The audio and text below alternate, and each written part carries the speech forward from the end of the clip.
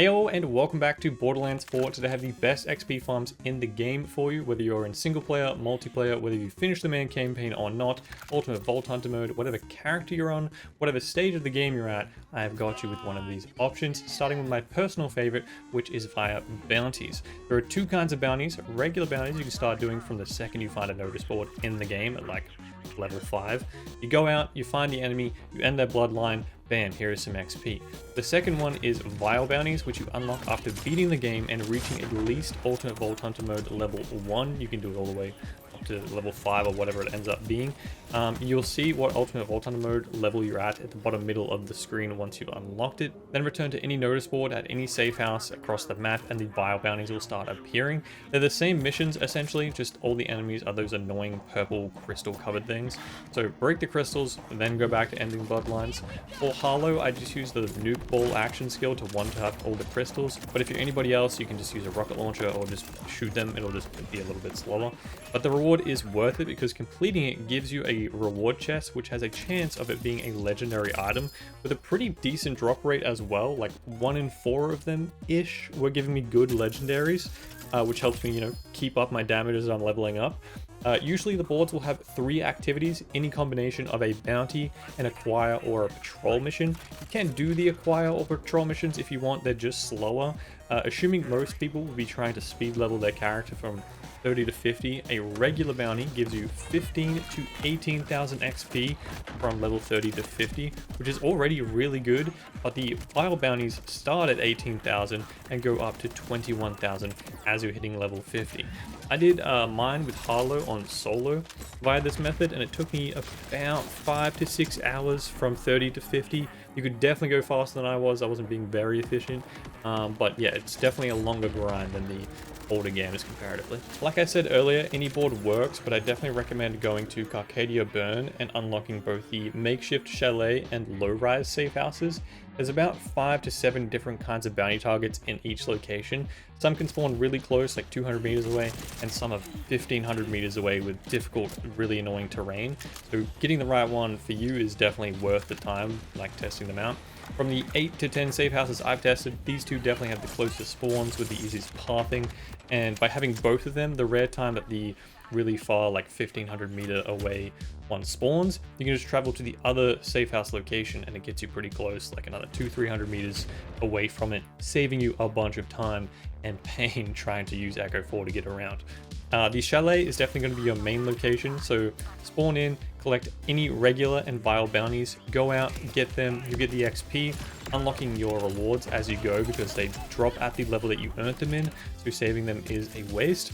Then quit to the main menu, go back in, TP to the chalet if you didn't already spawn there, and the bounty board will have refreshed and given you new bounties. Sometimes a regular bounty or a vile bounty won't always spawn on the board. It can sometimes just be acquire or patrol missions if you get pretty unlucky, so just relog, refresh it again if needed. Depending on your system and how long it takes for you to load in and out of the game, when I only got 1 bounty, I collected it and then relogged to refresh the other 2 slots so I could go out with at least 2 or 3 bounties to collect. It seemed a little bit faster, at least in my situation. Also, I know it's ironic that they added no save quit farming to this game, and the best XP strat is to save quit farm a bounty board. So if the load times are slow or just annoying you, very fair. You can also do the exact same strat, but instead of re-logging, just travel from safe house to safe house into each of their bounties and then keep going around until you've done all of them. That way you only have to relog to refresh all the bounty boards, once an hour probably, rather than each time. Also, world events can bug out some bounties from spawning pretty rarely. Like a locked red chest event bugged out mine maybe 4 times in the entire time from level 30 to 50, but I was confused what was happening. So if that happens to you, just abandon that mission in your contract list and then just relog and do it again. If you also happen to have friends, congratulations. You can do this in multiplayer as well and get even more XP. Just have everyone in different safe house locations farming their own bounties, and everyone will get all the XP and all the rewards for it. So you can do it in like a quarter of the time if you have a full party. If you're looking for a group, I have a Discord link down below with a LFG channel. You're welcome to join and find gamers in there. I've done this for Borderlands 3 and Wonderlands though. I'd recommend actually joining the community, like sharing your builds, cool loot you found, or the horrendous skin customization you've worked out, rather than just dropping a, yo, someone power level me. that generally doesn't work. And checking the chat above to see if other people are in the same boat will work definitely a lot better. Strat number 2, we have farming bosses. It is terrible in this game, actually horrendous for XP. You'll get the same XP, sometimes even more, for a regular mob in any random mobbing section in the game than you'll get for a named boss enemy that you paid Moxie to respawn. Why? I don't know. Hopefully they change it in the future, but the only reason I do mention it as a strat is 1, because it was the standard for a lot of the previous games to just farm bosses to get yourself some XP and some legendaries. So to warn you to not waste a week doing that grind, and 2, it is an okay-ish if you're really early game, level 0 to 20, or if you don't have good gear to farm regular bounties efficiently. If you target farm a boss with good dedicated drops for your build, it is worth the time investment. For example, Splash Zone for a fireworks shield carried me a good 10 levels during my playthrough. There's a full guide for him on the channel if you need that, but if you have a particular boss you can farm efficiently, being the key part there, you get a particular item to carry you while leveling, it can definitely be worth the time investment to then make a proper build once you hit max level.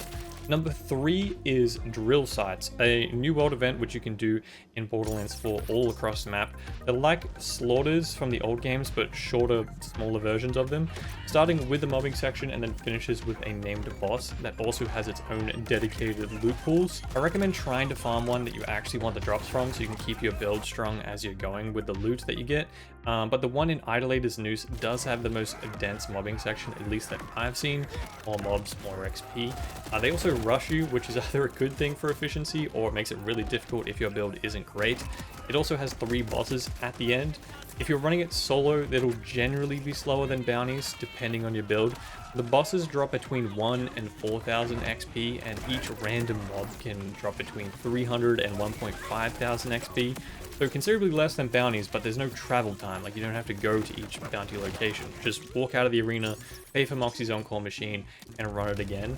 But if you have a good mobbing build, it is pretty efficient, especially if you're farming for a particular dedicated again, so you can keep up your leveling. Or your build leveling. Also, you can collect loot as trash on pickup that you don't want and then auto sell it at the vendor at the front to maintain your cash, or actually profit on your cash as you're going if you're worried about buying Moxie's machine non-stop. You can also do this in multiplayer just to clear the same drill site faster, or ideally if you can all handle a drill site efficiently solo, you can again all share the XP and the rewards as you're going. The loot that drops on the ground, if you just want to switch drill site locations every once in a while, you can check what legendaries dropped at each individual site and then go from there. If the video helped, do consider dropping a sub down below. It is much appreciated. I'm trying to hit 100k. I'm also streaming daily on Twitch making endgame builds, which will be out on the channel soon, so keep an eye out for those. Other than that, have a fantastic day. Till next time, adios.